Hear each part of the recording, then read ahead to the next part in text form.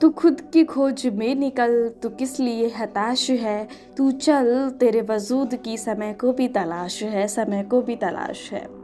Hi hello guys, सुनाती हूँ आप सबको एक किसान की कहानी जो अपनी ज़िंदगी से बहुत खुश एंड सेटिस्फाई था। किसान खुश इसलिए था क्योंकि वह संतुष्ट था, और संतुष्ट इसलिए था क्योंकि वह खुश था।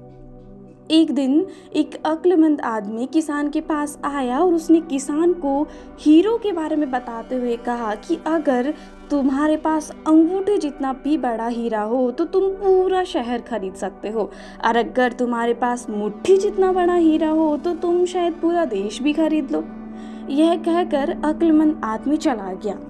अब वह किसान रात को सो ना सका क्योंकि अब असंतुष्ट होने की वजह से उसकी खुशी खत्म हो चुकी थी।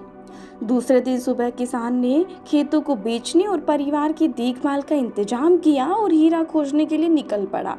हीरो की खोज में एक देश से दूसरे देश तक भटकता रहा। हीरा ना मिलने पर मेंटली, फिजिकली यानी इकोनॉमिकली लेवल पर बहुत बुरी तरह से टूट जाने पर उसने नदी में कूदकर सुसाइड कर लिया। इधर जिस इंसान को किसान ने खेत बेचे थे वह एक दिन उन खेतों से पास से जाने वाले नालों में अपनी ऊँटों को पानी पिला रहा था। तभी वहाँ पर एक पत्थर सूरज की किरणें पड़ने पर जगमगा रहा था। उस इंसान ने यह सोचकर कि यह पत्थर उसके गेस्ट रूम में बहुत अच्छा दिखेगा, उसे उठाकर रूम में सजा दिया।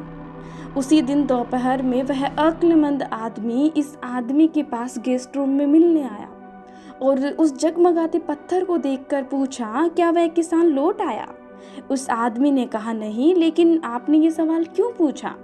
तो वह अक्लमंद आदमी बोला कि यह हीरा है। उस आदमी ने कहा, नहीं, ये महज एक पत्थर है, मैंने इसे नाले के पास से उठाया है।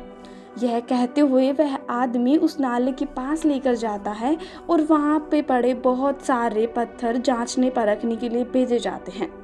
और गाइस, ये पत्थर हीरे ही निकलते हैं। उन्होंने सर्च किया तो पाया कि उस पूरे खेत में दूर दूर तक हीरे दबे हुए थे।